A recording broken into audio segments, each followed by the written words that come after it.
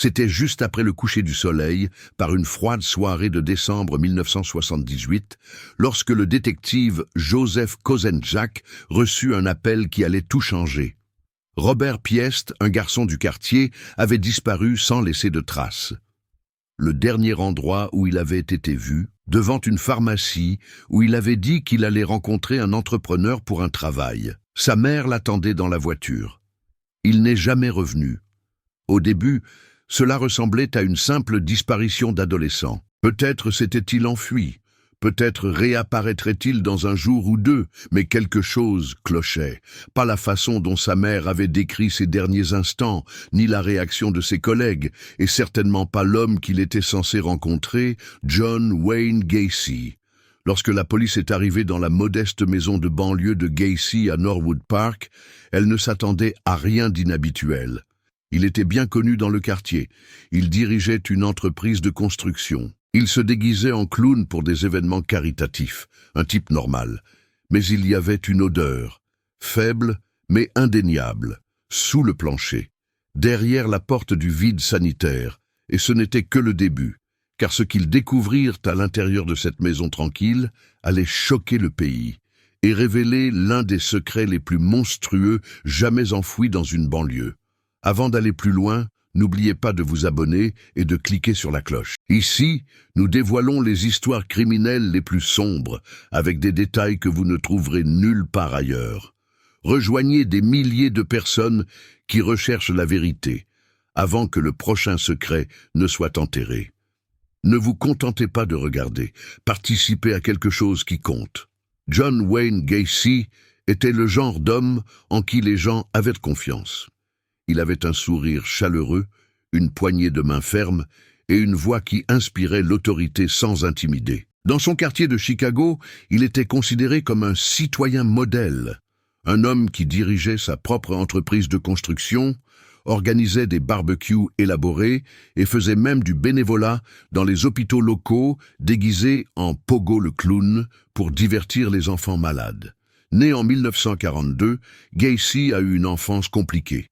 Son père, ancien combattant et mécanicien automobile, était dur et violent sur le plan émotionnel. Le jeune John cherchait à obtenir son approbation, mais ne semblait jamais y parvenir.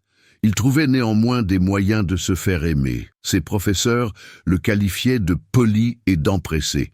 Il avait soif de reconnaissance, quelque chose qui allait le définir pour le reste de sa vie.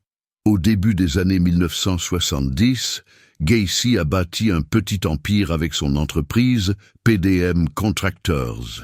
Il employait des adolescents et des jeunes hommes de la région, leur offrant un emploi et un mentorat. Son ex-femme, Carol Hoff, le décrivait comme ambitieux, mais sujet à des sautes d'humeur soudaines. Ils ont divorcé en 1976, invoquant des différences irréconciliables. Elle a admis plus tard que Gacy avait une part d'ombre qu'elle n'avait jamais vraiment comprise. Pour la plupart, il était excentrique mais inoffensif, un peu trop insistant sur le contrôle, un peu trop aimant être le centre de l'attention. Mais il faisait des dons à des campagnes politiques, prenait des photos avec des maires et avait même rencontré une fois la première dame. Il était difficile de remettre en question un homme si profondément ancré dans le tissu social de la communauté. Pourtant, derrière les portes closes, l'image s'effondrait. Gacy avait été condamné en 1968 pour avoir agressé sexuellement un adolescent dans l'Iowa et n'avait purgé que 18 mois avant d'être libéré. À son retour à Chicago, il avait mis cette partie de sa vie sous clé, déterminé à se reconstruire. Et il y est parvenu avec un succès déconcertant. Les voisins ont rapporté des faits étranges, des garçons qui allaient et venaient à des heures inhabituelles, des coups violents au milieu de la nuit, une odeur âcre qui semblait flotter dans l'air autour de sa maison. Mais Gacy avait toujours un sourire et une excuse. Une canalisation avait éclaté. Il faisait cuire de la viande. Il n'y avait pas lieu de s'inquiéter. Il menait une double vie, une personnalité publique affable le jour et quelqu'un de complètement différent une fois les lumières éteintes. Un ancien employé, David Cram, se souvient que Gacy avait un jour essayé de lui passer les menottes pour faire une blague. Un autre, Michael Rossi, raconte que Gacy était obsédé par le vide sanitaire sous sa maison et interdisait à quiconque d'y descendre. John Wayne Gacy était un maître de la tromperie. Et à mesure que les pièces du puzzle s'assemblaient, le monde allait se rendre compte que le clown n'était pas un masque qu'il portait, mais qu'il était vraiment. John Wayne Gacy avait toujours été animé par un désir dévorant, être respecté. Pas seulement aimé, pas simplement accepté, mais vénéré. Dès ses premiers souvenirs, il se souvenait de la douleur causée par la désapprobation de son père. Endurci par la guerre et l'alcool, John Senior ne manquait jamais une occasion de rappeler à son fils qu'il n'était pas à la hauteur. Pas assez fort, pas assez viril, pas assez digne. C'était une blessure qui ne guérissait jamais. John Jr. s'était alors fait une promesse. Il gagnerait le respect qui lui avait été refusé. Quoi qu'il en coûte, ce désir a façonné toute la vie adulte de Gacy. Il ne voulait pas seulement réussir, il voulait être considéré comme l'incarnation même du succès. Après sa première peine de prison pour sodomie dans l'Iowa, une condamnation qui a failli briser sa vie, Gacy est retourné à Chicago, déterminé à réécrire son histoire. Il a enterré son passé, changé son récit et lancé PDM Contractors, une petite entreprise de construction qui a rapidement prospéré grâce à son charme agressif et à son éthique de travail acharné. Pour ses clients, Gacy était fiable et efficace. Pour ses employés, pour la plupart des jeunes garçons impressionnables, il était charismatique, généreux et étrangement paternel. Il les payait bien, leur offrait des conseils et leur donnait le sentiment d'être important. Mais il y avait toujours un courant sous-jacent de contrôle. Il aimait être aux commandes, il ne tolérait aucune question. Sa parole était sans appel. En dehors du travail, Gacy s'investissait dans la vie associative, rejoignant les Jaycees locaux, participant à des défilés, organisant des collectes de fonds et se déguisant en Pogo le clown pour divertir les enfants dans les hôpitaux et lors d'événements caritatifs. Il serrait la main des politiciens locaux, prenait des photos avec des personnalités publiques et affirmait même envisager de se présenter un jour aux élections. Il voulait que les gens l'admirent, qu'ils le considèrent comme un pilier de la communauté. Et c'était le cas.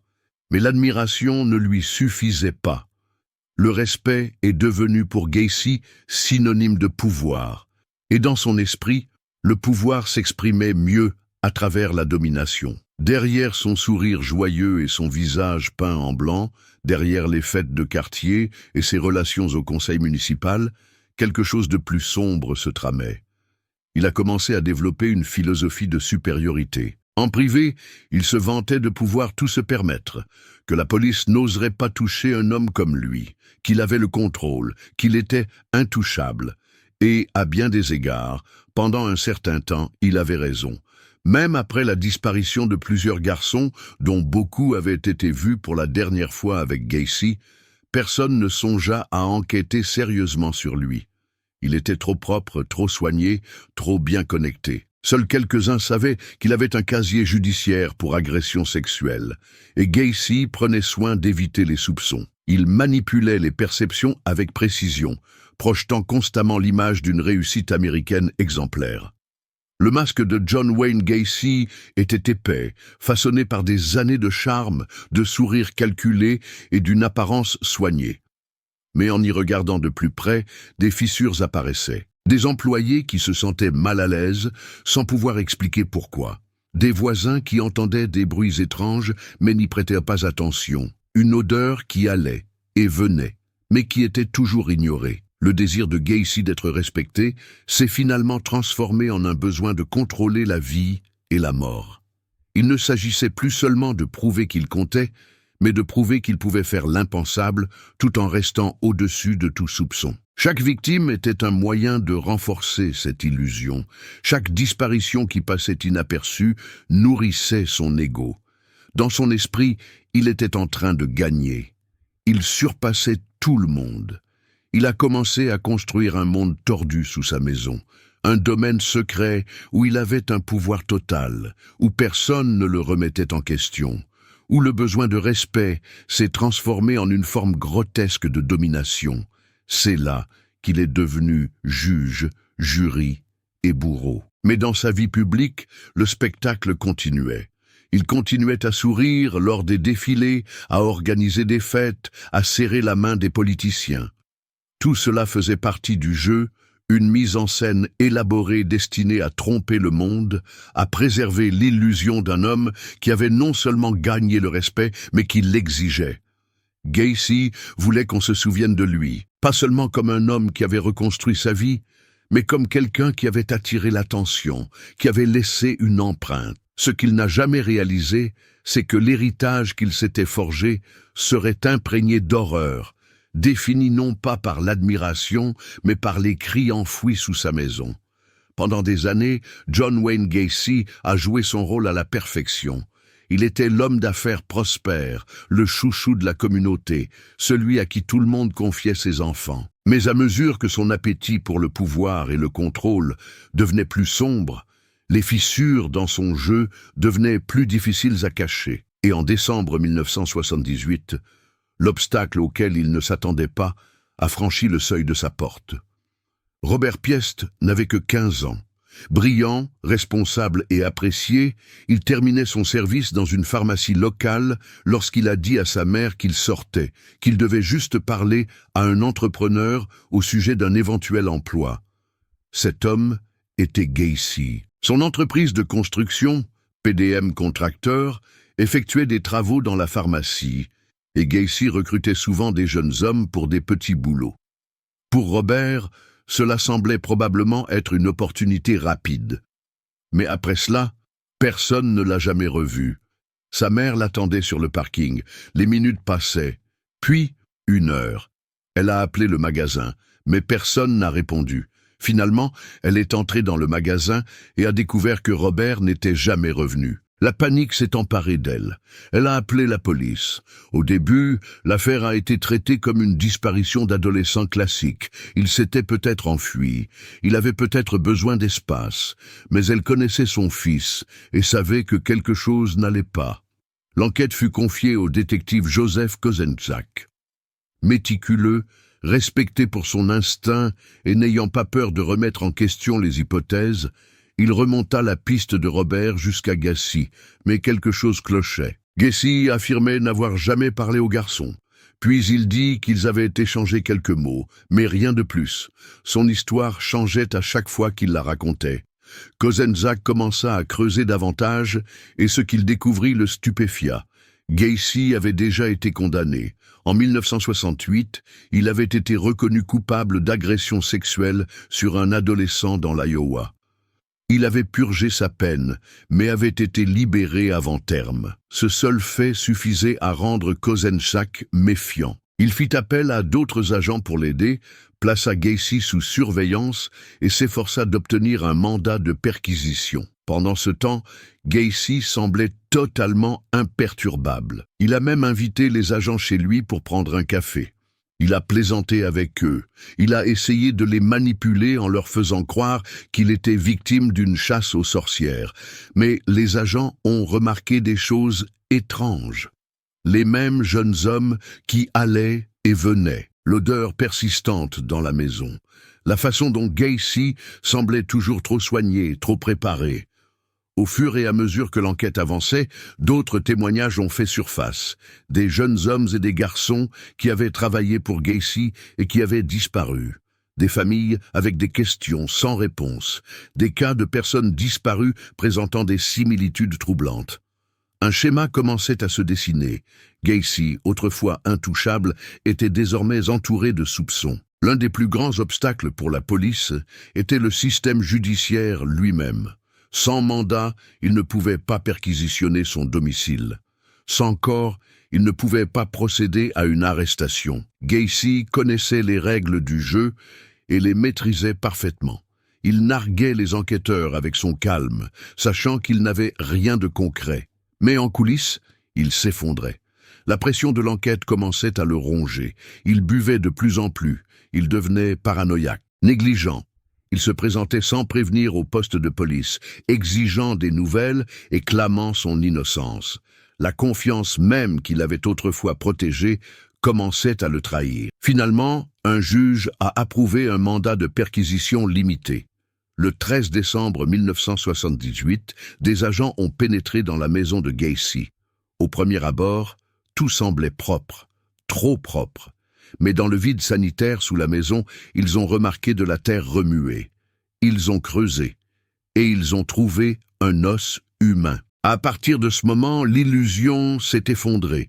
Gacy fut arrêté pour une infraction mineure liée à la drogue afin de le maintenir en détention pendant que les enquêteurs creusaient plus profondément, au sens propre comme au figuré. Ce qu'ils découvrirent allait stupéfier la nation. Des couches superposées de restes humains, enterrés sous la maison d'un homme qui avait souri devant les caméras, diverti des enfants et serré la main des dirigeants locaux. L'obstacle qui se dressait devant Robert Piest n'était pas seulement un garçon disparu, c'était un fil, et une fois tiré, il a démêlé toute la toile que Gacy avait tissée pendant près d'une décennie. Son empire de contrôle s'effondrait. La police se rapprochait, les murs s'écroulaient enfin autour de l'homme qui croyait pouvoir tromper tout le monde. Et pourtant, même dans ses derniers instants de liberté, Gacy s'accrochait à son masque. Il niait tout. Il disait qu'on le piégeait. Mais la vérité avait déjà commencé à émerger. Du vide sanitaire, du passé, des victimes qui ne se taisaient plus. Dès que le premier os fut découvert dans le vide sanitaire sous la maison de John Wayne Gacy, l'enquête passa du stade de la suspicion à quelque chose de bien plus effrayant. Ce qui avait commencé comme une affaire de personnes disparues se transforma rapidement en l'une des découvertes les plus horribles de l'histoire criminelle américaine. L'illusion que Gacy avait soigneusement construite au fil des ans, celle d'un voisin aimé, d'un clown de quartier, d'un homme d'affaires prospère, s'effondra en un instant. Après que le fragment d'os initial eut été analysé et confirmé comme étant humain, les recherches dans la maison de Gacy s'intensifièrent. Le vide sanitaire sous la maison, une cavité étroite, sombre et au sol en terre battue, devint le point central des recherches. Les enquêteurs creusèrent à la main, à l'aide de pelles et de petits outils, afin de ne pas endommager ce qu'ils pourraient trouver. L'odeur était insupportable, une odeur âcre et putride qui semblait imprégner l'air lui-même. Les policiers portèrent des masques, mais rien ne pouvait bloquer l'odeur de la mort. Au fur et à mesure que la terre était remuée, d'autres restes apparaissaient. Pas un seul corps intact et reconnaissable, mais des fragments d'os, crâne, côte, fémur, souvent mélangés, empilés les uns sur les autres. Les experts légistes ont déterminé que Gacy ne s'était pas contenté de tuer. Il avait empilé ses victimes comme des débris et les avait enterrées à faible profondeur sous sa maison. C'était systématique, calculé, froid. La presse a immédiatement eu vent de l'affaire. Les camions des chaînes d'information ont envahi le quartier tranquille de Norwood Park. Des hélicoptères survolaient les lieux.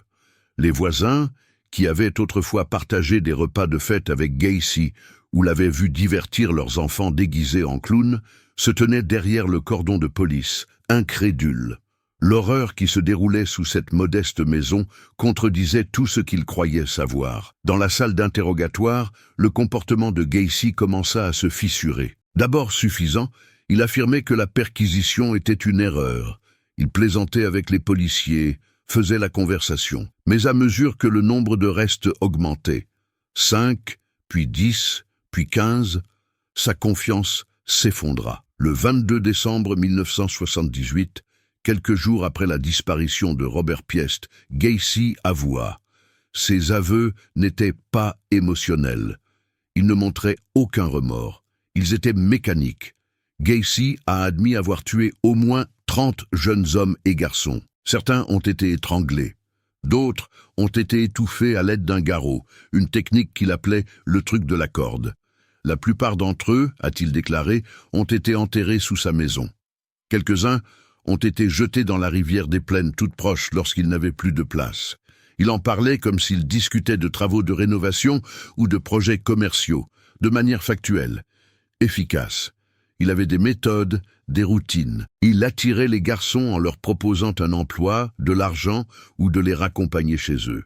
Il les faisait entrer chez lui, souvent sous prétexte de leur montrer un tour de magie, les menottes étant son accessoire préféré. Une fois immobilisés, ils étaient impuissants. Il a déclaré aux policiers qu'il se sentait comme deux personnes, John, la personnalité publique, et l'autre, celui qui commettait les meurtres. C'était la seule justification qu'il ait jamais donnée. À la fin des recherches, les enquêteurs avaient exhumé 29 dépouilles du vide sanitaire. 4 autres ont ensuite été découvertes dans la rivière, portant le nombre total de victimes confirmées à 33. Chaque victime avait une histoire. La plupart étaient des adolescents. Beaucoup avaient été portés disparus, mais leur disparition avait été ignorée ou n'avait pas été élucidée en raison de leur âge ou de leur mode de vie. Gacy le savait. Il ciblait les personnes vulnérables, celles que l'on négligeait.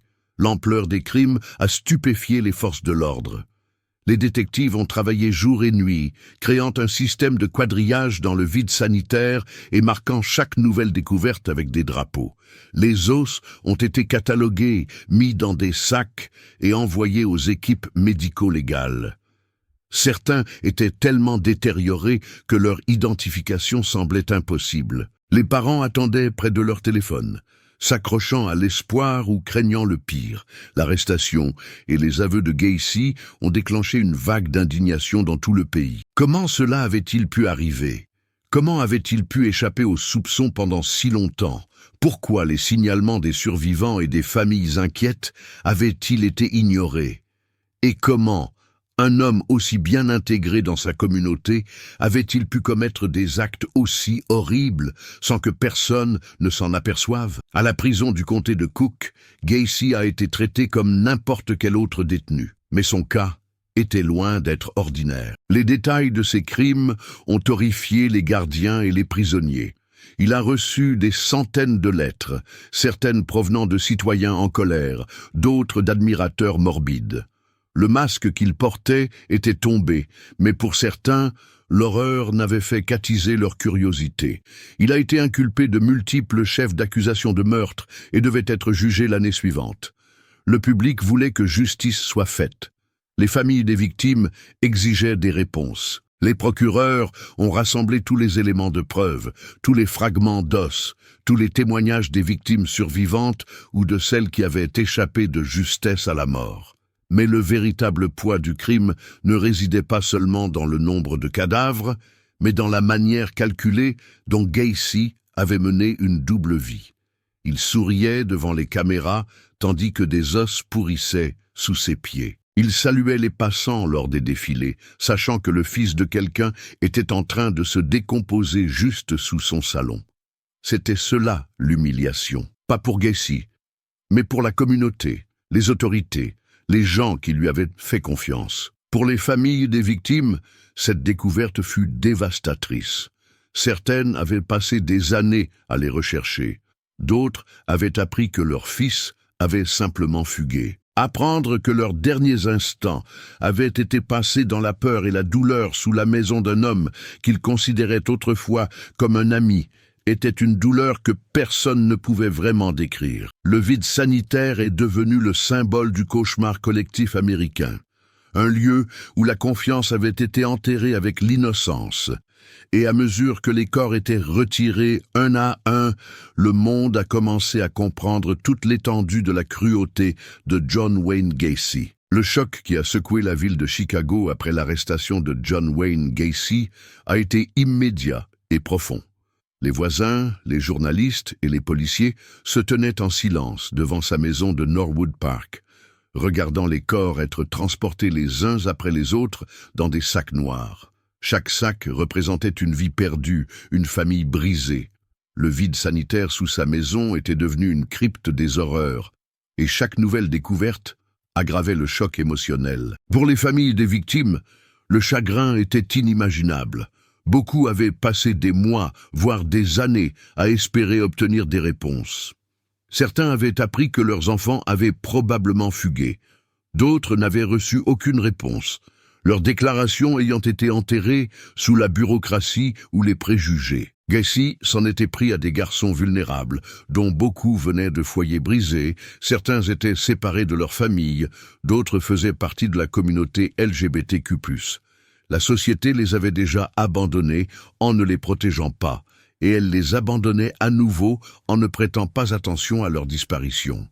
Lorsque les restes ont été retrouvés, l'identification est devenue un traumatisme secondaire. Les équipes médico-légales ont travaillé sans relâche pour faire correspondre les ossements aux signalements de personnes disparues, aux dossiers dentaires et aux échantillons d'ADN. Mais certaines victimes n'avaient pas de dossier dentaire. D'autres n'avaient jamais été officiellement portées disparues. Le processus a été atroce pour les proches. Dans certains cas, les familles ont été laissées dans l'incertitude pendant des années sans jamais savoir avec certitude si leur enfant figurait parmi les morts. Lors des veillées, des photos des garçons disparus étaient placées sur des mémoriaux improvisés. Les parents serraient contre eux des photos usées, priant pour pouvoir tourner la page. Une mère, tenant une photo de son fils prise le soir du bal de promo, a murmuré « Je savais qu'il n'était pas parti comme ça. Je le savais. » Cette phrase « Je le savais » résonnait parmi des dizaines de familles. Elles savaient que quelque chose n'allait pas, mais elles étaient impuissantes sans preuve. Aujourd'hui, les preuves étaient littéralement extraites de la terre. La communauté était également sous le choc. Comment quelqu'un comme Gacy, un homme qui organisait des événements caritatifs et se déguisait en clown pour divertir les enfants, pouvait-il être capable d'une telle cruauté? Sa maison avait été le théâtre de rires, de fêtes de quartier, de collectes de fonds pour des campagnes électorales. Aujourd'hui, elle était entourée de rubans jaunes et d'une incrédulité silencieuse. La trahison était profondément personnelle. Les policiers et les enquêteurs n'ont pas été épargnés par le poids émotionnel.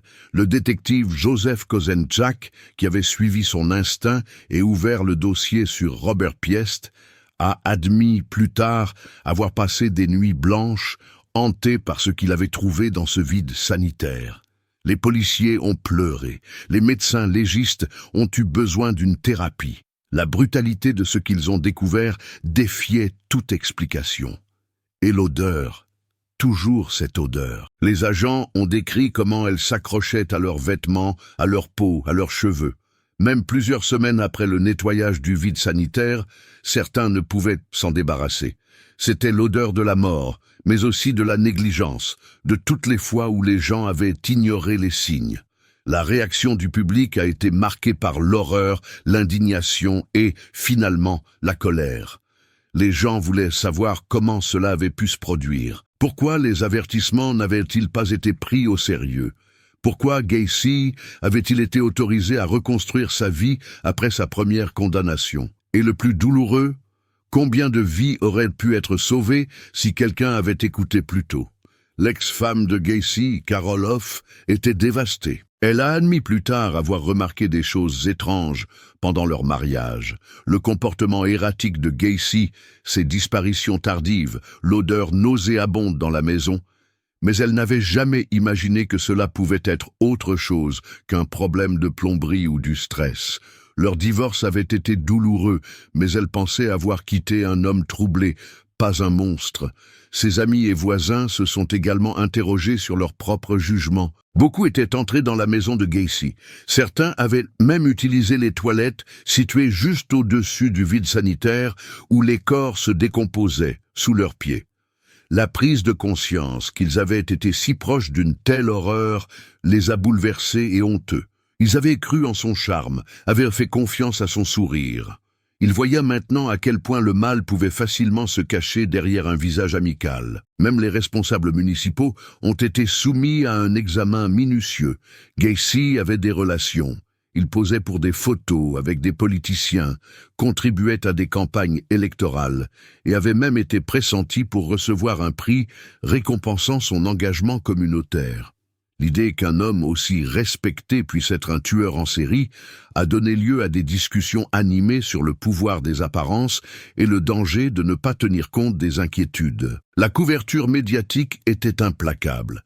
Les gros titres le qualifiaient de clown tueur. Les présentateurs de journaux télévisés parlaient avec un dégoût à peine dissimulé. Les documentaires, les articles et les talk-shows regorgeaient de spéculations et de théories. Mais pour les personnes les plus touchées, il ne s'agissait pas d'un spectacle, mais d'une perte. Les survivants se sont manifestés, la voix tremblante mais ferme. Les garçons qui avaient échappé à l'emprise de Gacy ont raconté des histoires de manipulation, de coercition et de fuite.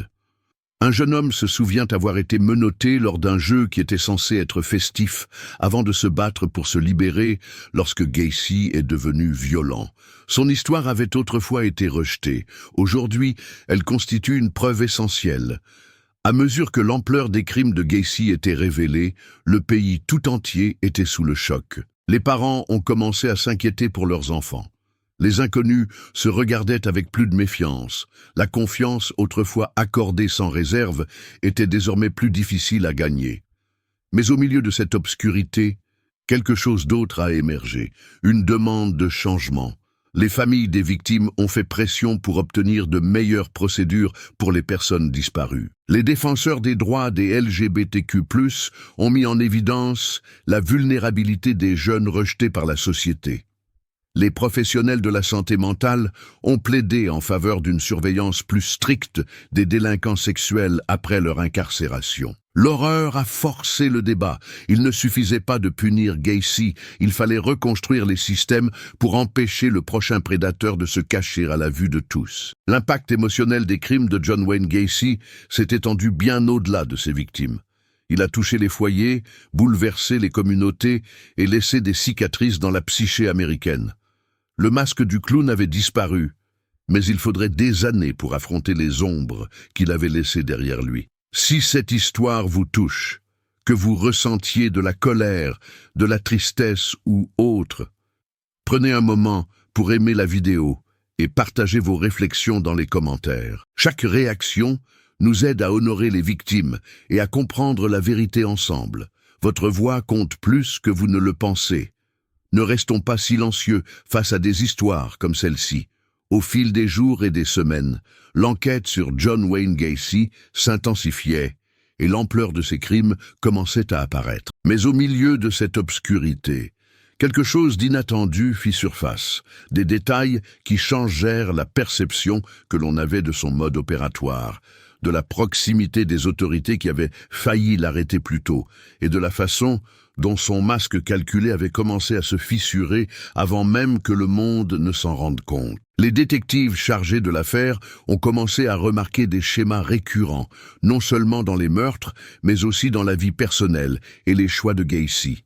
Ils ont trouvé des calendriers remplis de notes cryptiques, des initiales, des chiffres, des mots courts comme « trick »,« tour », « rope »,« corde » et « visite ». Visite. Pour les profanes, ces notes n'avaient aucun sens. Mais pour les enquêteurs, elles suggéraient un registre effrayant de ces crimes. Ils soupçonnaient que chaque entrée correspondait à un décès. Au fur et à mesure qu'ils interrogeaient d'anciens employés et voisins, les pièces du puzzle se mettaient en place. Michael Rossi, un jeune homme qui avait travaillé pour Gacy et même vécu chez lui pendant un certain temps, se souvenait de comportements étranges, l'obsession de Gacy pour le vide sanitaire, ses sautes d'humeur soudaines et les règles strictes concernant certaines zones interdites d'accès. À l'époque, Rossi avait mis cela sur le compte de l'excentricité. Aujourd'hui, il réalise qu'il vivait à quelques mètres seulement d'un cimetière. Puis vint le cas de David Cram. Cram avait également travaillé pour Gacy et avait été invité à emménager après avoir prouvé sa fiabilité. Un soir, après quelques verres, Gacy convainquit David d'essayer une paire de menottes pour s'amuser. Lorsque David demanda comment les retirer, Gacy sourit et répondit « Le truc, c'est qu'il faut avoir la clé. » David en a ri, jusqu'à ce qu'il réalise que Gacy ne plaisantait pas. Il a réussi à se libérer après que Gacy se soit jeté sur lui. Bouleversé, David a déménagé peu après. Mais comme beaucoup d'autres, il n'est jamais allé voir la police. Gacy était respecté. Qui l'aurait cru? Ces histoires, autrefois éparpillées et ignorées, constituaient désormais des pièces essentielles du puzzle. Les survivants, autrefois écartés, étaient enfin entendus. Et ce qu'ils avaient à dire brossait un tableau terrifiant. Gacy avait escaladé la violence pendant des années. Il s'était entraîné. Il avait testé les limites. Il avait calculé chacun de ses gestes. Et il avait agi dans l'ombre, protégé par son statut au sein de la communauté et les défaillances d'un système qui ne croyait pas que des garçons pouvaient être victimes. Mais le tournant le plus révélateur est peut-être survenu lorsque les enquêteurs ont réalisé que certaines des victimes de Gacy avaient été portées disparues à plusieurs reprises et que les signalements avaient tout simplement disparu du système. Dans plusieurs cas, les familles avaient été informées que leurs fils avaient probablement fugué, en particulier ceux qui étaient homosexuels ou issus de foyers difficiles. Gacy a exploité cette situation. Il savait qu'il ne serait pas recherché, ou pire, qu'il ne serait pas recherché. Il a ciblé ceux qui étaient le plus susceptibles d'être oubliés. Un détective, en passant au crible d'anciens dossiers, a trouvé un rapport datant de plusieurs années qui décrivait un jeune homme s'échappant d'un homme correspondant à la description de Gacy. La victime avait été menottée et agressée, mais avait réussi à s'échapper. À l'époque, aucune arrestation n'avait été effectuée. La description n'avait pas été prise au sérieux. Maintenant que Gacy était en détention, cette histoire prenait un nouveau sens. C'est en prenant conscience que Gacy avait déjà été signalé et que le système avait échoué que le récit a commencé à changer. Il ne s'agissait plus seulement de la monstruosité d'un homme, il s'agissait de la façon dont la société avait détourné le regard. Comment un prédateur avait pu prospérer, non pas dans l'ombre, mais au grand jour, protégé par son charme, sa réputation et un système judiciaire profondément défaillant. Les médecins légistes ont ajouté au choc. En analysant les restes, ils ont constaté des incohérences dans l'âge, les traumatismes et la profondeur des sépultures. Certaines victimes avaient été tuées à plusieurs années d'intervalle, tandis que d'autres semblaient avoir été assassinées à peu de temps d'intervalle. Cela suggérait non seulement un schéma régulier, mais aussi des périodes d'activité frénétique, peut-être déclenchées par le stress, l'alcool ou la peur d'être découvert. Puis vint un moment qui allait bouleverser même les policiers les plus aguerris. Un croquis réalisé par l'une des victimes survivantes de Gacy, dessiné des années avant son arrestation. Il représentait le plan de la maison de Gacy, avec des détails sur le vide sanitaire et l'endroit où il prétendait enterrer ses erreurs. Le croquis avait été écarté lorsqu'il avait été remis à la police. Mais à présent, il correspondait exactement à ce qui était découvert sous la maison. Mot pour mot, ligne pour ligne. Ce fut le véritable tournant. Le moment où l'histoire a cessé d'être celle d'un brillant manipulateur qui avait trompé tout le monde pour devenir celle des personnes qui avaient tenté de l'arrêter, mais qui avaient été ignorées. Ces révélations étaient douloureuses, mais elles étaient cruciales. Elles prouvaient que Gacy avait laissé des traces, que la vérité était là, éparpillée dans les dossiers de la police, enfouie dans des plaintes rejetées, murmurée dans les déclarations des survivants. Et lentement, pièce par pièce, elle avait commencé à refaire surface. La maison de Norwood Park, autrefois théâtre de ses mensonges, est devenue le symbole d'un système défaillant qui finissait par s'effondrer. Ce n'était pas seulement ce qui avait été trouvé là-bas qui importait, mais ce qui aurait dû être vu bien avant. Alors que le poids des crimes de John Wayne Gacy s'imposait dans l'esprit des enquêteurs, du public et des familles des victimes, un changement s'est opéré non seulement dans le ton de l'affaire, mais aussi dans le fonctionnement même de la justice. Ce qui n'était autrefois qu'une quête de la vérité s'est transformé en un mouvement coordonné pour obtenir des comptes, des réponses et surtout, justice pour ceux dont la voix avait été réduite au silence pendant trop longtemps. Le point de basculement n'est pas venu uniquement des preuves, mais aussi de la persévérance de quelques personnes clés qui ont refusé de laisser l'horreur des crimes de Gacy être enterrée avec les corps. Parmi elles, le détective Joseph Kozenczak occupait une place prépondérante. Il ne s'était jamais contenté de réponses faciles, et lorsque l'énormité des actes de Gacy est devenue indéniable, Kozenczak s'est engagé à fond pour monter un dossier si solide qu'aucune équipe de défense ne pourrait le discréditer.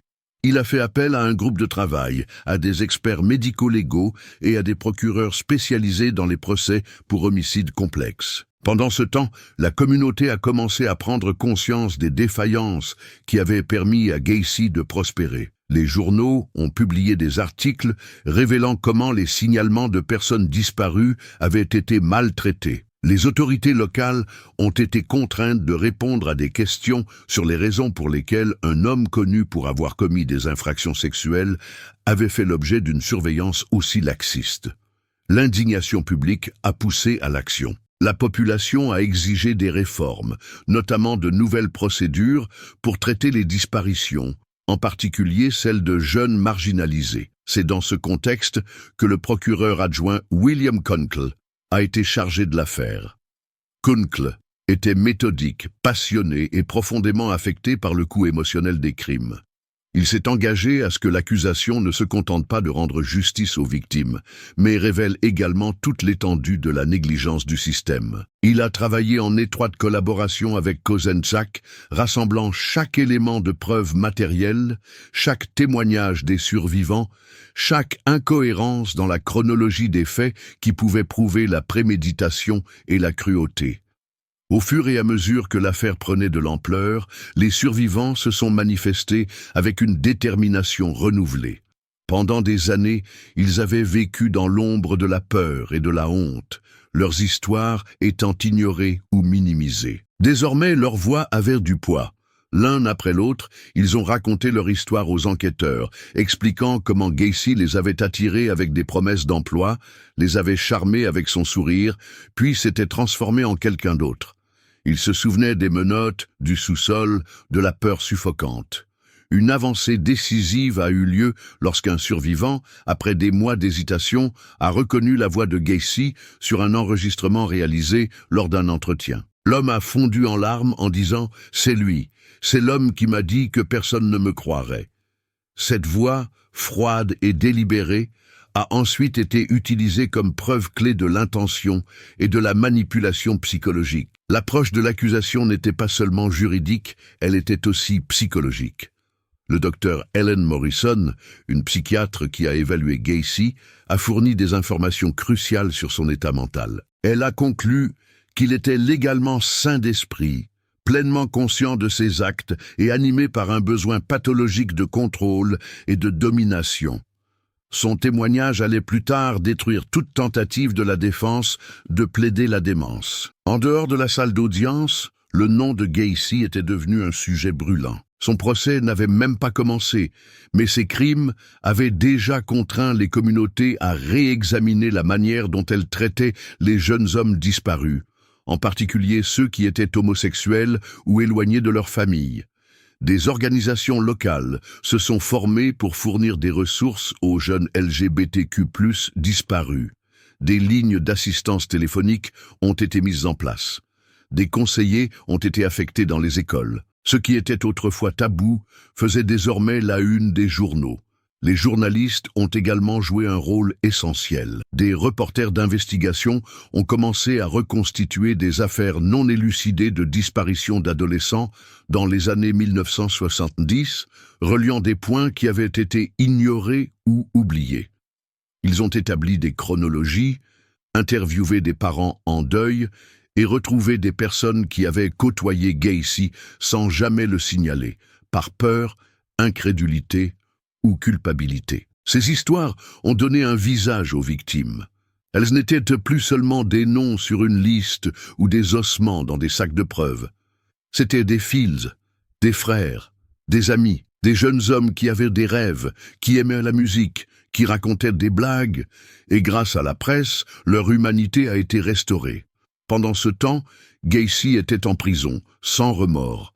Il a commencé à donner des interviews, à donner sa propre version des faits. Il a nié les meurtres, affirmant qu'il était victime d'un complot. Dans certaines versions, il a seulement admis savoir où les corps étaient enterrés, mais pas comment ils s'étaient retrouvés là. Dans d'autres, il a accusé ses employés, des complices obscurs, voire de vagues alter-ego. Ces contradictions n'ont fait que renforcer l'opinion de l'accusation. Gacy était manipulateur, calculateur et pleinement conscient de ses actes. En coulisses, Les préparatifs du procès battaient leur plein. Chaque os devait être attribué à une victime. Chaque chronologie devait être reconstituée. Les procureurs se rendirent à maintes reprises dans le vide sanitaire, ressentant à chaque fois le poids de ce qui s'y était passé. Ils ne considéraient pas cet endroit comme une simple scène de crime, mais comme un lieu sacré. Et pour les familles, c'était une sorte de réconfort étrange. Aussi douloureux que fut de revivre les détails, le fait que leur fils ne soit plus oublié, que quelqu'un se batte enfin pour eux, signifiait tout. Ils ont assisté aux audiences, ils ont tissé des liens entre eux. Ils se sont soutenus mutuellement, des étrangers unis par un chagrin commun. C'était le début de la justice, lente, difficile, mais déterminée.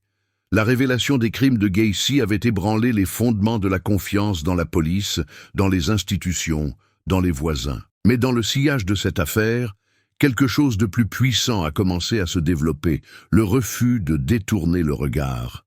Le 6 février 1980, le procès de John Wayne Gacy s'est ouvert devant la cour pénale du comté de Cook, attirant l'attention de tout le pays. L'homme autrefois considéré comme un clown joyeux et un homme d'affaires prospère était désormais assis, impassible, dans une salle d'audience, accusé de 33 meurtres. Pour les familles des victimes, la communauté de Chicago et les innombrables enquêteurs qui avaient travaillé sans relâche pour le faire tomber, c'était le moment qu'ils attendaient. Mais ils savaient que la justice ne serait pas facile à obtenir.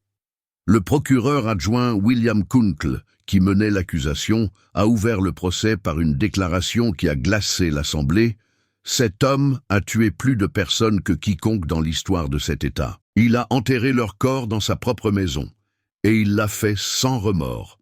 L'équipe de Kunkel a présenté un dossier minutieusement construit à partir de preuves matérielles, de témoignages de survivants et de données médico-légales. Sa mission était de prouver non seulement que Gacy avait commis les meurtres, mais aussi qu'il l'avait fait en pleine conscience et avec préméditation. Les 5 semaines qui ont suivi ont été marquées par une succession de témoignages et de preuves accablantes. D'anciens employés et des survivants ont témoigné des moments où Gacy les avait attirés chez lui sous prétexte de leur proposer un emploi ou de les inviter à une fête. Ils ont décrit comment il utilisait des menottes comme des tours de magie, comment son humeur pouvait passer de l'amabilité à la terreur en quelques secondes et comment il prétendait avoir des relations qui le protégeraient de toute conséquence. L'un des témoignages les plus poignants est celui d'un jeune homme qui a réussi à échapper à Gacy.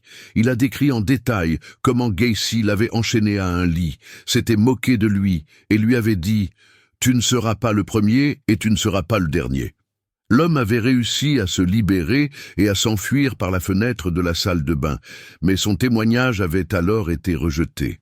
Aujourd'hui, son récit a plongé la salle d'audience dans un silence absolu. Les preuves matérielles étaient accablantes. Les médecins légistes ont témoigné au sujet des restes de 29 corps retrouvés sous la maison de Gacy et de 4 autres corps repêchés dans la rivière des Plaines. Chaque crâne, chaque os et chaque dossier dentaire ont été comparés aussi précisément que possible au signalement de personnes disparues. Si toutes les victimes n'ont pas pu être identifiées de manière concluante, le mode opératoire et la cause du décès, strangulation, traumatisme et signes de contention, en disaient long. L'un des outils les plus puissants de l'accusation était l'évaluation psychologique du docteur Helen Morrison. Après avoir passé des heures à interroger Gacy, elle a témoigné qu'il n'était pas fou. Selon ses propres termes, il était rationnel, méthodique et maîtrisait parfaitement ses actes. Elle a décrit son détachement émotionnel, son narcissisme et son manque effrayant d'empathie. Il pouvait parler de tuer comme s'il parlait de peindre un mur, a-t-elle déclaré. Son analyse a réduit à néant les tentatives de la défense de plaider la démence. Dans un dernier effort, l'équipe de défense a présenté Gacy comme un malade mental, suggérant qu'aucun homme sain d'esprit n'aurait pu commettre de telles atrocités. Mais leurs arguments ont échoué. Les preuves étaient trop solides, les témoignages trop clairs. Chaque fois que Gacy esquissait le moindre sourire ou bougeait sur son siège, cela ne faisait que renforcer le portrait dressé par l'accusation d'un homme qui se croyait intouchable. La plaidoirie finale de William Kunkel a été l'un des moments les plus poignants du procès.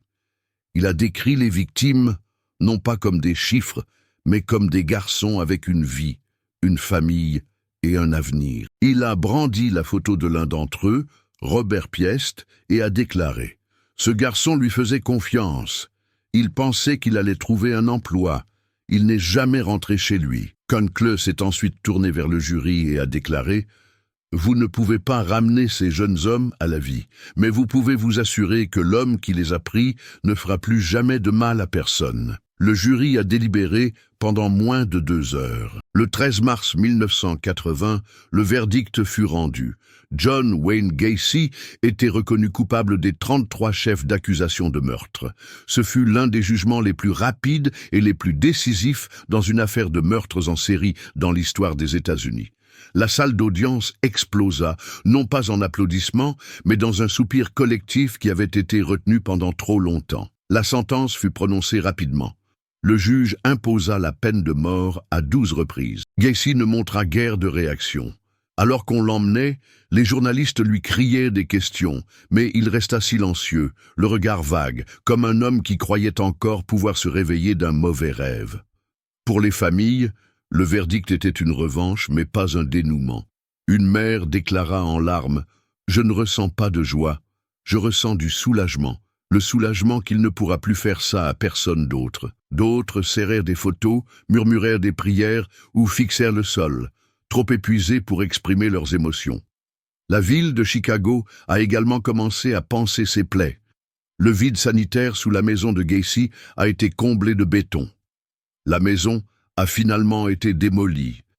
Des années plus tard, une nouvelle maison a été construite à la même endroit, mais l'adresse a été changée. Pourtant, pour beaucoup, ce terrain restera à jamais hanté. Mais au milieu de cette obscurité, quelque chose de puissant a émergé. L'affaire a créé des précédents juridiques. Elle a poussé à une réforme de la manière dont les affaires de personnes disparues, en particulier celles impliquant des adolescents et des jeunes LGBTQ+, étaient traitées. Elle a conduit à un meilleur suivi des délinquants sexuels et à une amélioration de la communication entre les services. Les crimes de Gacy ont été un catalyseur de changement. Et pour ceux qui s'étaient battus pour le traduire en justice, cela prouvait que la persévérance avait son importance. Le détective Kozenchak, qui avait suivi son intuition au sujet d'un garçon disparu, avait démantelé un monstre. William Kunkel avait monté un dossier si solide que même la bravade de Gacy n'avait pas pu le faire vaciller. Les survivants, autrefois ignorés, étaient devenus des voix centrales dans la salle d'audience. Au final, Gacy voulait qu'on se souvienne de lui. Il l'avait dit dans des interviews, mais pas comme ça, pas comme un symbole de cruauté caché à la vue de tous. Le procès l'a exposé non seulement à la justice, mais aussi au monde entier. Ce fut la défaite ultime pour un homme qui croyait pouvoir tuer sans conséquence. Et pour chaque victime, chaque parent en deuil, chaque enquêteur qui a pénétré dans cette maison des horreurs, le verdict était plus qu'un jugement. C'était un message. Vous comptiez. Vous avez été entendu. Et l'homme qui vous a pris ne pourra jamais échapper à la vérité. La condamnation et la peine prononcée contre John Wayne Gacy ont provoqué une onde de choc non seulement à Chicago, mais dans tous les États-Unis. Les détails de ces crimes, minutieusement exposés pendant le procès, avaient captivé, horrifié et révolté une nation. Mais alors que la justice avait rendu son verdict, les répercussions émotionnelles dans l'entourage de Gacy ne faisaient que commencer à se faire sentir. Dans la salle d'audience, les réactions au verdict étaient vives et complexes. Les familles des victimes, dont beaucoup avaient assisté à l'intégralité du procès, fondaient en larmes, non pas de joie, mais d'épuisement. Pour elles, le verdict de culpabilité n'était pas un moment de triomphe.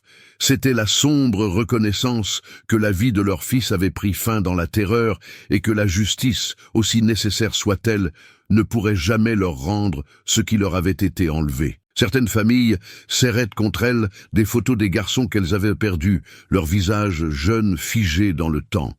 Un père a murmuré une prière tandis que le juge prononçait la sentence de mort, tandis qu'une autre mère restait assise, immobile, fixant le vide où son enfant aurait dû grandir. C'était la justice, oui, mais une justice dans l'ombre d'un vide inimaginable. Le détective Joseph Kozenczak, dont le travail acharné avait permis de résoudre l'affaire Gacy à partir d'une simple déclaration de disparition, se tenait devant le palais de justice, entouré de journalistes.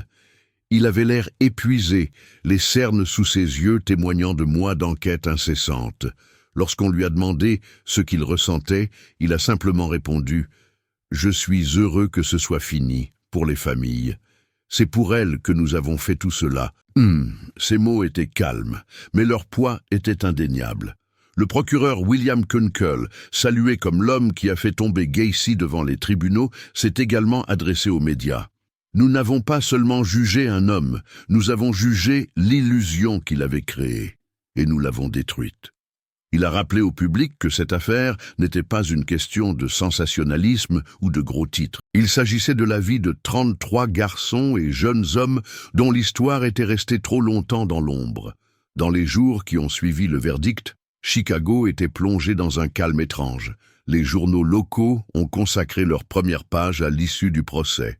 Les stations de radio ont reçu de nombreux appels d'auditeurs exprimant un mélange de soulagement et d'incrédulité. Les enseignants, les conseillers et les dirigeants communautaires ont commencé à organiser des débats publics dans les écoles et les églises sur la sécurité, la vulnérabilité et la manière dont un homme comme Gacy avait pu passer inaperçu pendant si longtemps. L'impact psychologique de l'affaire fut considérable. De nombreux habitants de Norwood Park, le quartier tranquille de Gacy, ont rapporté des cauchemars, des insomnies et de l'anxiété. Certains ont déménagé, incapables de vivre près de l'endroit qui était devenu synonyme de mal. L'air lui-même semblait plus lourd, comme souillé par le poids de ce qui s'était passé. La maison de Gacy, autrefois théâtre de barbecue et de fêtes de quartier, est devenue une attraction touristique macabre. Les gens passaient en voiture pour apercevoir le terrain désormais vide. D'autres laissaient des fleurs, des croix, ou même des messages grossiers griffonnés sur des pancartes. Finalement, la ville a décidé de démolir la propriété. Le vide sanitaire a été rempli de ciment et la maison a été rasée. L'adresse a été changée, mais personne dans le quartier n'oubliera jamais ce qui s'y est passé. Partout dans le pays, les services de police ont commencé à réexaminer les affaires classées. Des enquêteurs d'autres États se sont penchés sur des signalements de personnes disparues dans les années 1970 qui présentaient des similitudes avec les victimes connues de Gacy. Certains espéraient lui attribuer d'autres meurtres. D'autres craignaient que si Gacy avait pu agir aussi librement pendant si longtemps, il y en ait d'autres comme lui qui se cachaient encore. Des groupes de défense des victimes se sont également mobilisés. Le jugement rendu à l'encontre de Gacy a déclenché un mouvement visant à améliorer la manière dont les forces de l'ordre traitaient les disparitions, en particulier celles de mineurs et de membres de la communauté LGBTQ+. Pendant trop longtemps, ces affaires avaient été classées comme des fugues et n'avaient fait l'objet que d'un suivi minimal. Il était désormais urgent de mettre en place de meilleurs systèmes, des bases de données plus solides et des protocoles d'intervention plus rapides. Psychologues, sociologues et criminologues se sont tous penchés sur les implications culturelles. Gacy ne correspondait pas au profil traditionnel d'un tueur en série. Il était instruit, charismatique et engagé socialement. Ses crimes ont mis en évidence le danger de croire que le mal a un visage particulier. Il a brisé le mythe du monstre tapi dans l'ombre. Gacy était le monstre de votre quartier, l'homme au sourire, le clown qui cachait un secret. Les médias ont continué à disséquer chaque détail. Des documentaires, des émissions spéciales et des livres ont vu le jour, tentant de donner un sens à la dualité de Gacy. Certains ont essayé d'explorer son traumatisme d'enfance, sa relation avec son père violent et sa lutte pour trouver son identité. D'autres se sont concentrés sur les défaillances systémiques qui lui ont permis de continuer à tuer malgré les premiers signes avant-coureurs. Gacy lui-même est resté impénitent. Depuis le couloir de la mort, il a accordé des interviews à des journalistes, dont certaines ont été diffusées à l'échelle nationale. Il a nié les meurtres, invoqué des complots, et a même tenté de vendre ses peintures à des collectionneurs. Son absence de remords n'a fait qu'attiser la colère du public. Pour beaucoup, il ne représentait pas seulement un tueur, mais l'incarnation même de l'arrogance, de la manipulation et du mal sans honte. Ses œuvres, souvent grotesques et sur le thème des clowns, ont suscité la controverse. Certaines galeries ont refusé de les exposer. D'autres y voyaient une curiosité morbide. Pour les familles des victimes, c'était un scandale. Un père a déclaré « Il a enterré mon fils et maintenant il veut devenir célèbre grâce à ça ?» Ce n'est pas un artiste, c'est un meurtrier. Des années plus tard, en 1994, la date de l'exécution de Gacy fut fixée. Devant le centre correctionnel de Stateville, dans l'Illinois, une foule se rassembla, certains protestant contre la peine de mort, d'autres brandissant des pancartes sur lesquelles on pouvait lire « Justice pour les 33 ». Alors que Gacy recevait l'injection létale le 10 mai 1994, des témoins rapportèrent que ses derniers mots furent « Embrassez-moi le cul ». Cette déclaration provocante et grossière ne fit que renforcer ce que tant de gens avaient fini par croire. Gacy n'éprouverait jamais de remords. Il n'admettrait jamais sa culpabilité. Sa mort, comme sa vie, fut théâtrale et cruelle. Mais pour ceux qui avaient souffert à cause de lui, c'était une fin, pas une conclusion, pas une guérison, mais la fin d'un chapitre où il respirait encore le même air que le reste du monde. Les réactions dans les jours qui suivirent furent modérées, réfléchies. Certaines familles organisèrent des cérémonies privées, d'autres restèrent chez elles, épuisées par des décennies de chagrin. Mais dans un coin de la ville, un petit groupe se rassembla devant un mur commémoratif sur lequel étaient inscrits les noms des victimes de Gacy. Ils allumèrent des bougies, murmurèrent des noms à voix haute et laissèrent des souvenirs, des photos, des fleurs, des lettres. À la tombée de la nuit, une mère a touché le nom de son fils et a murmuré « Tu peux reposer en paix maintenant ». Autour d'elle, d'autres ont acquiescé. Ce n'était pas la justice qui leur apportait la paix, c'était la reconnaissance. La vérité avait enfin été dite et le silence enfin brisé. L'histoire de John Wayne Gacy est plus qu'un chapitre terrifiant de l'histoire criminelle américaine. C'est une leçon brutale et inoubliable sur les apparences, les systèmes qui échouent et le prix du silence. Pendant des années, Gacy a mené une vie de prédateur sans se faire remarquer. Il ne se cachait pas dans l'ombre, il serrait la main des politiciens, organisait des fêtes de quartier et se portait volontaire pour faire le clown auprès d'enfants malades. Et c'est précisément ce qui rend son cas si troublant. La vérité la plus troublante révélée par les crimes de Gacy est peut-être la facilité avec laquelle le mal peut s'intégrer. Nous aimons croire que nous reconnaîtrions un monstre, que quelque chose dans son regard, sa voix, son comportement nous mettrait la puce à l'oreille. Mais Gacy a brisé cette illusion.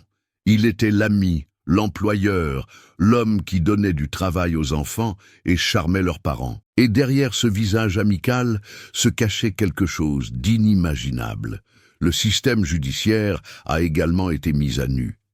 Gacy avait déjà été condamné une fois pour agression sexuelle, mais il s'était réintégré dans la société avec un minimum de surveillance. Les plaintes ont été rejetées.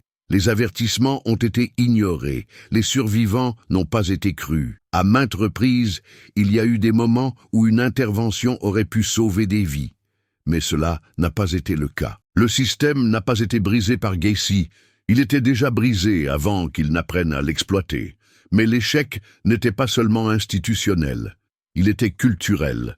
Les victimes de Gacy étaient pour la plupart des jeunes hommes, dont beaucoup appartenaient à la communauté LGBTQ+, ou venaient de milieux difficiles.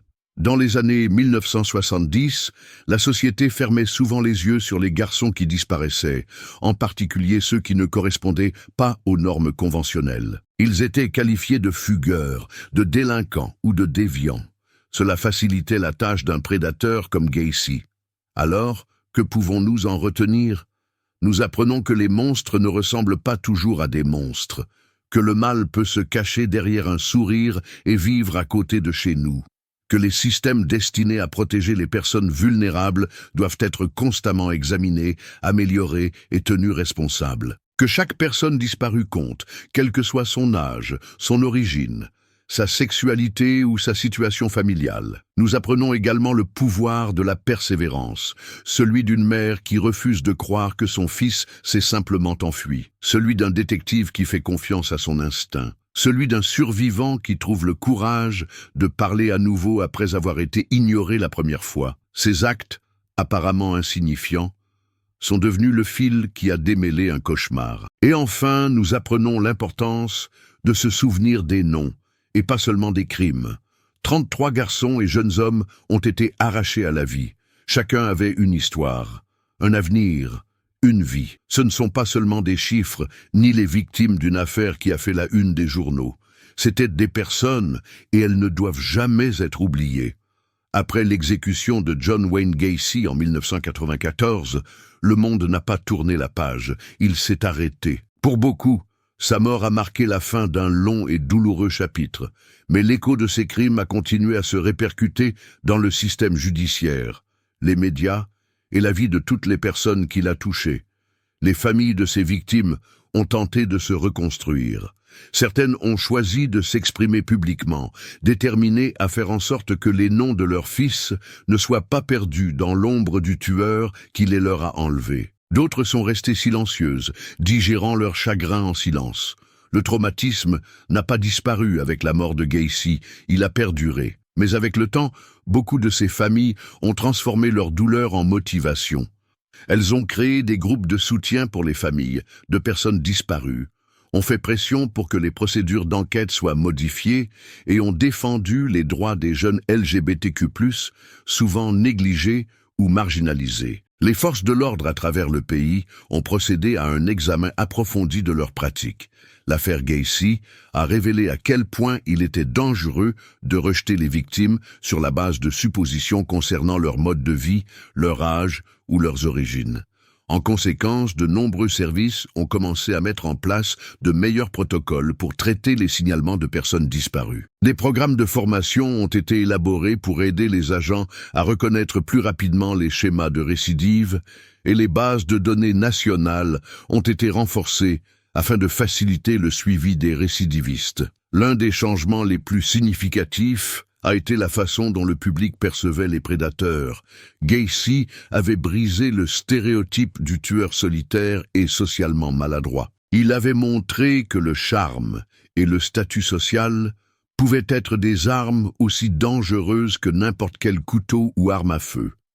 Cette prise de conscience a déclenché un débat national sur la confiance, la sensibilisation et la nécessité d'écouter, en particulier ceux qui ne sont souvent pas entendus. Dans les années qui ont suivi, les crimes de Gacy ont été étudiés dans des cours de psychologie criminelle, cités dans des réformes juridiques et présentés dans des documentaires et des livres. Son cas est devenu une référence sinistre dans le domaine de la médecine légale, en particulier dans l'identification des victimes. Plusieurs de ces victimes sont restées anonymes pendant des décennies. Mais les progrès de la technologie ADN ont finalement permis à certaines d'entre elles de retrouver leur nom. Pour les familles qui avaient attendu si longtemps, même une réponse partielle était sacrée. Les œuvres d'art de Gacy, des peintures réalisées pendant qu'il était dans le couloir de la mort, ont suscité la controverse.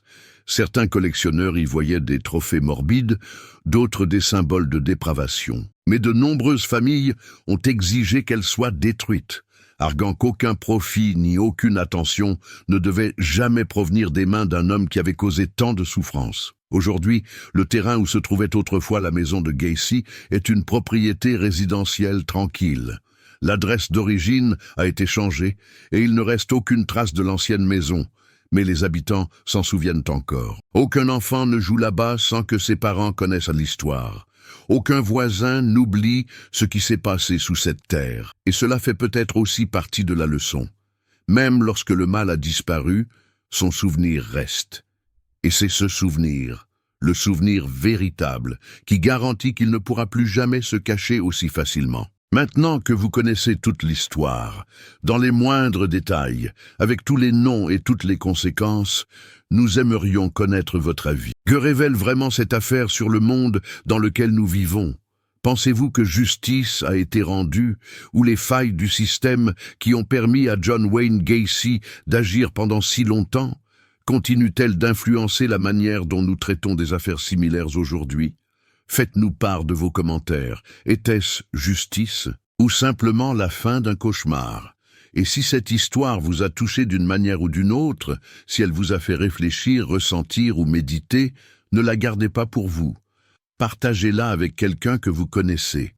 Parce que parler de cas comme celui-ci ne nous aide pas seulement à nous souvenir des victimes, cela nous aide aussi à empêcher le prochain prédateur de passer inaperçu. Nous aimerions également savoir quel moment de cette affaire vous a le plus marqué. Était-ce lorsque les victimes ont enfin été identifiées après des années de silence, les voisins qui n'ont jamais soupçonné l'homme qui vivait à côté d'eux, ou les familles qui ont été ignorées lorsqu'elles ont appelé à l'aide? Cette chaîne est faite pour des personnes comme vous, curieuses, compatissantes et déterminées à connaître toute la vérité.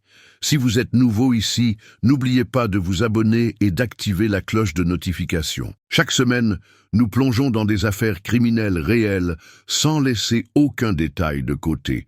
Votre voix compte, vos théories comptent, votre indignation, votre empathie, vos questions, tout compte. Alors commentez ci-dessous, partagez cette histoire et poursuivez la conversation. Car ce souvenir ne suffit pas. Nous devons comprendre, nous devons protéger, et nous ne devons jamais, jamais oublier.